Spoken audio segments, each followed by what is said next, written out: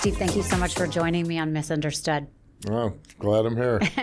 So everyone knows you from, the last 18 seasons of being on the show. Everyone's watched it. If they haven't seen it, they saw you originally with Jerry.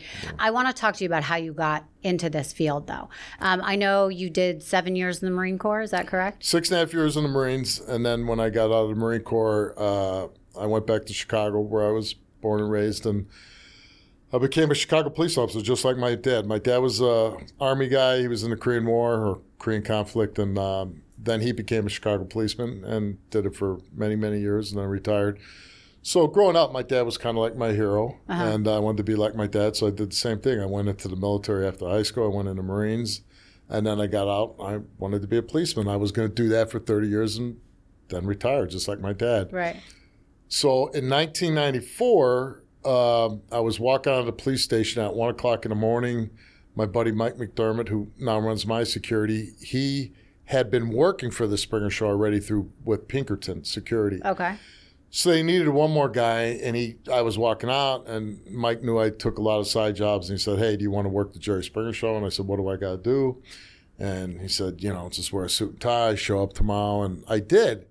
And it was just one show, and I think it was a Ku Klux Klan show, so they wanted some off-duty cops there. And it was very uneventful. It was kind of a boring show. I don't even remember much of it. And were you on air for that at the beginning? We were kind of like standing on the perimeter of the audience, so we weren't on stage or anything like that. And like I said, it was a boring show. There was no fights or anything. Yeah. And that was it. And I thought, okay, I made my money. I'll never be back here again. Well, once in a while, the show started shifting in the direction of being like the Phil Donahue show into what it became, the Jerry Springer Show. And so they were having more confrontations. And there was a guy that was running it, but he was kind of lazy, and they fired him. He was running security. He was a sheriff. And when they fired him over the phone, I happened to be standing at the desk of this producer. And after they fired him, they looked at me and said, "Hey, do you want to run the security here?" And I said, "Yeah, I'd love to run the security." So it was just kind of like being at the right place at the right time. Right. But then, Jerry came up to me one day. I was sitting we had a big office like the bullpen where all the cubicles were. And Jerry came up and he goes, "Hey, I see you here all the time, and blah, blah, blah." I started talking. Well, we're both big baseball nuts. Jerry was a big baseball nut. I was a big baseball nut. And so we started talking. We got to know each other. So then when the show became huge and popular, Jerry was like, "Hey, I got to do a lot of traveling, publicity. I don't want to do it alone. Would you mind traveling with me?" I said, "Yeah, I'd love to." And so we became very close. And then my role kept expanding on the show because I'd always have to run up on stage, and I was on stage a lot. So people got to start to figure out who I was. Right. So what really changed, though, was when we were in 1997, we were down doing Springer Break from Daytona Beach. We're doing spring break shows. And the exec producer at the time said, "Hey, would you shave your head?" He goes, "I'm going to make you a star." And No way. I was like, come on, man. Like, who you bullshitting? Right. But I said, yeah. I mean, I was in the Marines. I always wore my hair short anyways. It wasn't like I was a hippie or anything. And so I went and I shaved my head. And sure enough, man, like my popularity, I don't know if there was a lot of white bald guys back then, So my popularity did explode. And then I really became part of the show. I used to do these things called Steve's Corner at the end of the show, or I'd walk with the guests at the end of the show. And then we started taping segments called Steve to the Rescue, where I went to people's homes all around the country and I would help them out of like goofy situations and stuff. And so I just became like the second banana on the Springer Show. So, all right, hold on. You were a police officer in the late 80s, early 90s. I got on in 1990, and I left the Chicago Police Department in 2001. Oh, okay. So you were doing both. You were still working in the police. I was doing both. And what was that like? Were you ever recognized? All the time.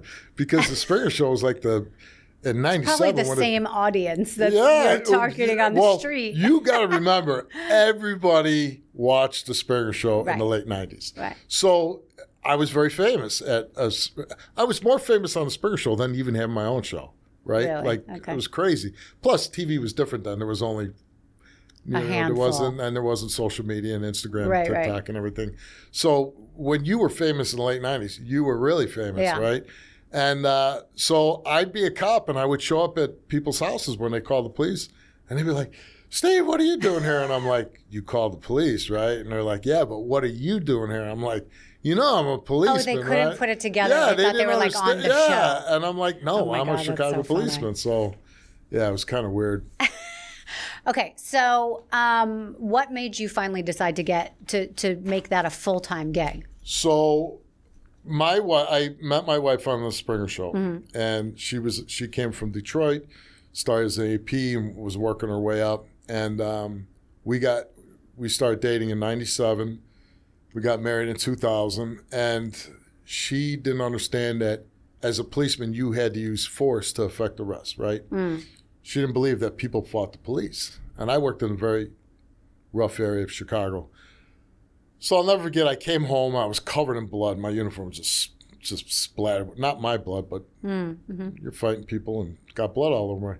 She goes, oh my God, what happened to you? And I said, you do realize we have to use force on people to, people fight the police. She didn't understand that. Right. She thought that everybody was, oh, okay, officer, here's, So one time I came home, and so after that incident, I came home, and this guy tried to choke me out. I had bruises all around my neck.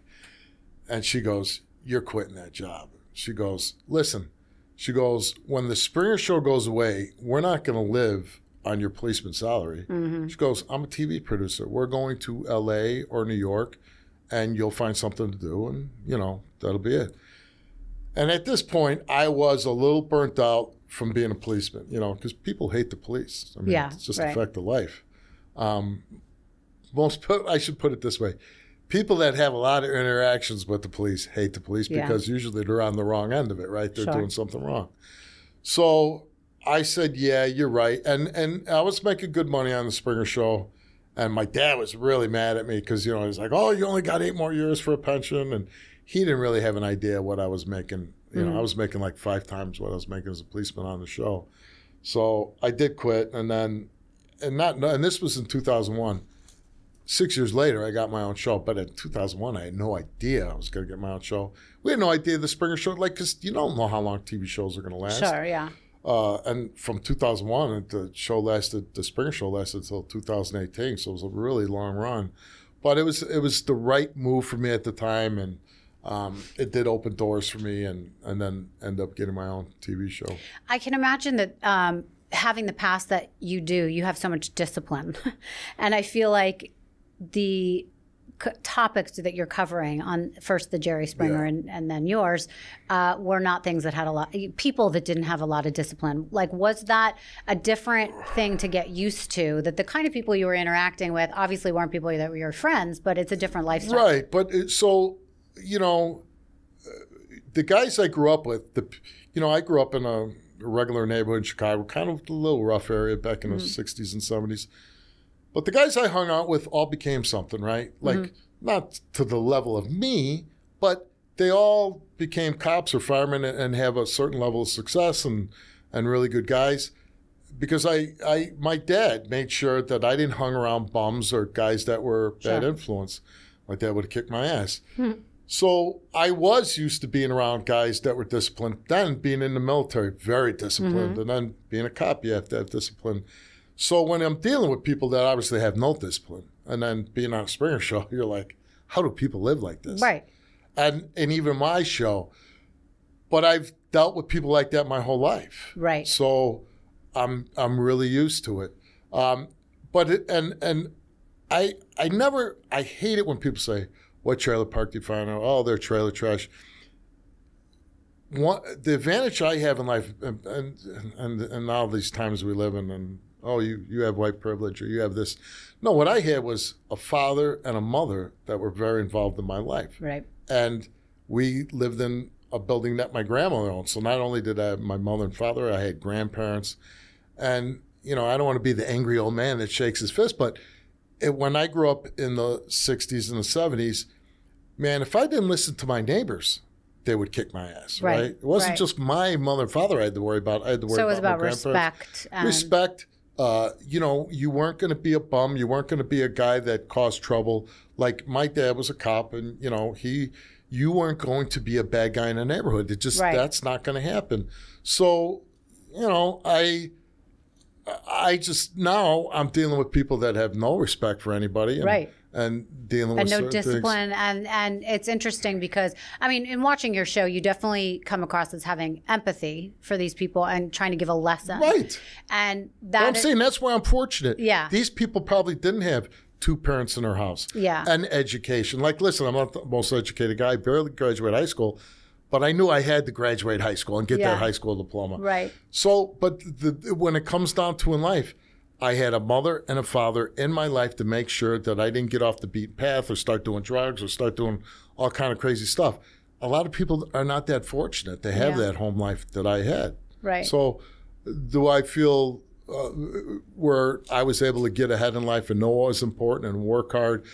I feel like now, especially in my position, I'll do lives with TikTok and this and that, and it seems like everybody wants a handout. Nobody wants to work. Right. You know, like just gimme. And it's like, and people are like, oh, you're lucky Jerry gave you a show. I go, Jerry didn't give me anything. Like, I love Jerry, but Jerry didn't give me the show. NBC gave me a show because I bust my ass and I became very popular on the Jerry Springer Show. Nobody, they think that I was walking on the street, somebody said, hey, let's give that guy a TV show. Right. I busted, I hustled all the time.